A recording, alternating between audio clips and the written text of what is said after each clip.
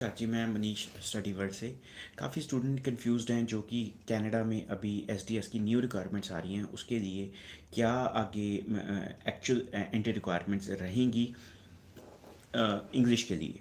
तो जैसे आपको सबको पता है कि पीटी जो है एक एक मेजर टेस्ट है इंडिया में, हरियाणा पंजाब में, नॉर्थ इंडिया में काफ़ी स्टूडेंट्स करते हैं। ऑस्ट्रेलिया में सबको पता है कि लाइक एप्लीकेबल है, इसको एक्सेप्टेंस है। बट कनाडा को लेके कहीं ना कहीं ये कन्फ्यूजन रही है कि कनाडा में पीटी चलता है या नहीं चलता। वीज़े आते भी हैं, रिजेक्शन भी बहुत हैं। बट अब जो है IRPR, immigration and refugee protection regulations, section 74 sub section 3, तो इसमें जो है उन्होंने क्लैरिटी दी है कि 10 अगस्त 2023 से जो फाइल्स लगेंगी उसमें इंग्लिश की क्या रिक्वायरमेंट होगी। तो काफ़ी मार्केट में कन्फ्यूजन है इस बात की कि जैसे अब ये भी कहा जा रहा है कि 6 बैंड ओवरऑल चाहिए, एक में 5, एक में 5.5, दो में 5.5 भी चल देंगे। फिर ये भी कहा जा रहा है कि पीटी की जैसे रिक्वायरमेंट 60 ओवरऑल है तो ईच कुछ भी हो सकते हैं। बट जो रिटन में जो जो सेक्शन जो जिसमें लिखा आ रहा है IRPR में, तो उसकी जो रिक्वायरमेंट्स है वो मैं आपको बताता हूँ। देखिए, आइट्स दो चीज़ों में डिवाइड होता है, आइट्स जनरल और आइट्स एकेडमिक, और पीटी जो है एकेडमिक ही होता है। तो इसमें क्या है कि आपको अगर आप जनरल कर रहे हैं तो 6 ईच की रिक्वायरमेंट है ही है। अगर आप एकेडमिक कर रही हैं तो ये कन्फ्यूजन में ना रहें कि अब 5.5 एक्सेप्ट होगा या दो में 5.5 एक्सेप्ट हो जाएगा या एक में 5 भी एक्सेप्ट हो जाएगा या फिर आपके 6.5 ओवरऑल है, एक में 5.5 एक्सेप्ट हो जाएगा। नहीं, 6 ईच की रिक्वायरमेंट है, उसमें क्लियर लिखा हुआ है कि रीडिंग, राइटिंग, स्पीकिंग और लिसनिंग में 6 ईच चाहिए।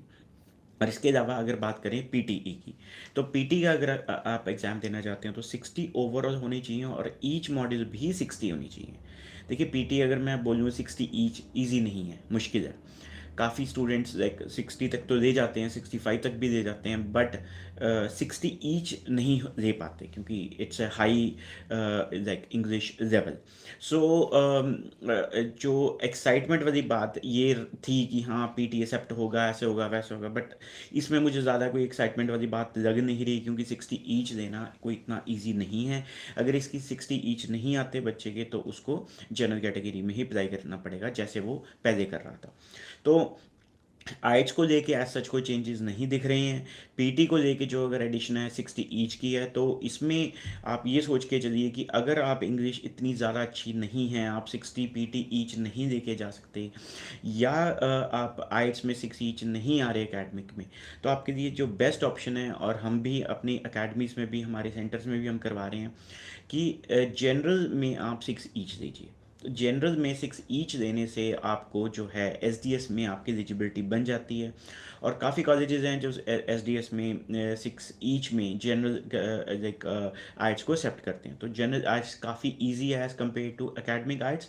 सो बजाय कि एक में 5.5 के अप्लाई करने के, या लाइक दो में 5.5 के अप्लाई करने के, या फिर आप बार बार पीटी का एग्ज़ाम दे रहे हैं उसमें भी नंबर नहीं आ रहे, तो it's better to go for general आइट्स।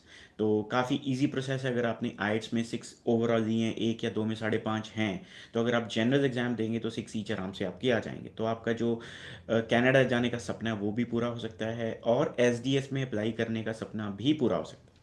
देखिए, एसडीएस की जो सक्सेस रेट है, जो जो स्टैटिस्टिक्स कहते हैं, जो डेटा कहता है, दैट इज़ 75 to 85%। ये वेरी होता रहता है। 75 to 85% सक्सेस रेट है एसडीएस का।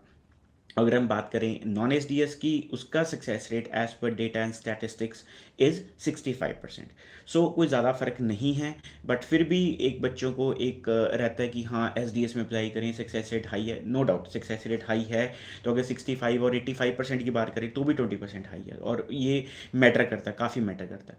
तो दोनों में कंपैरिजन में ये बात आ जाती है कि अगर आप एस डी एस में अप्लाई कर रहे हैं तो आपको एक साल की फ़ीस पे करनी पड़ेगी, और एक साल के लिविंग एक्सपेंसेस जो कि जीआईसी सर्टिफिकेट आपको देना पड़ेगा। और अगर आप नॉन एसडीएस में अप्लाई कर रहे हैं तो आपको मिनिमम 6 मंथ्स की फ़ीस आप दिखा सकते हैं। 6 मंथ से ज़्यादा की ज़रूरत नहीं है जो पे करनी है आपको कॉलेज यूनिवर्सिटी को। इसके अलावा जो फाइनेंशियल डॉक्यूमेंट्स है, आपको जीआईसी सर्टिफिकेट कोई मैंडेटरी नहीं है, you can show your funds.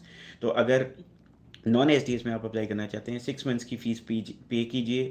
जो 6 मंथ्स के जो बाकी पेंडिंग जो आपकी फ़ीस है, प्लस आपके लिविंग एक्सपेंसेस हैं जो $10,200 के आसपास बनते हैं, तो वो आप दोनों को जोड़ के आप अपने पेरेंट्स के या अपने अकाउंट्स में या अपनी फैमिली के अकाउंट में दिखा सकते हैं। तो ये इस तरीके से भी आप नॉन एसडीएस में फ़ाइल अप्लाई कर सकते हैं। ज़रूरी नहीं है आपको जीआईसी देना पड़ेगा, ज़रूरी नहीं है कि 1 साल की फ़ीस पे करनी पड़ेगी।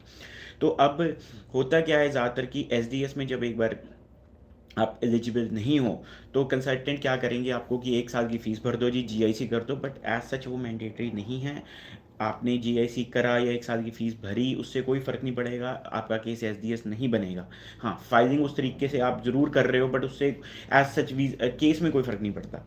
तो बजाय कि नॉन एसडीएस अप्लाई करने के लिए जनरल आइलेट्स कीजिए और अपना एसडीएस का केस अप्लाई कीजिए। काफ़ी अभी ऑप्शंस अवेलेबल हैं with work permit and with post study work rights like available हैं। तो आप बिल्कुल लाइक इसको कंसिडर कीजिए जनरल आर्ट्स को। तो हमारे सेंटर्स में हम करवा रहे हैं जनरल आर्ट्स, तो आप कीजिए। और 6 ईच आपका जो है इसमें लेना it's not difficult, it's quite easy. So just consider it once rather than just applying for your visa without SDS। और एक में 5.5 या 2 में 5.5 में या पीटी के कम स्कोर पे अगर आप अप्लाई कर रहे हैं, तो I think you should consider setting for general arts like test. और बाकी कोई आपको इन्फॉर्मेशन चाहिए पर्टिकुलरली कनाडा को लेके, या फिर कोई पर्टिकुलर एसडीएस सिस्टम को लेके या इंग्लिश को लेके, प्लीज़ हमारी कंपनी को कॉन्टैक्ट कीजिए। हमारे ऑफिस पंजाब हरियाणा में हैं, और जो हेड ऑफिस है हमारा चंडीगढ़ में इंडिया का। तो आप ज़रूर कंसिडर कीजिए हमें। Thank you very much.